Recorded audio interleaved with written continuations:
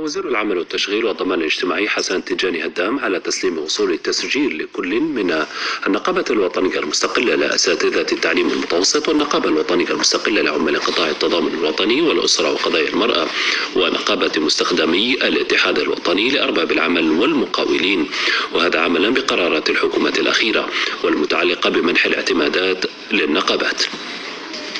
بدأنا في هذه العملية لتحيين الملفات واستدعينا النقابات، هذو النقابات للعمال أو النقابات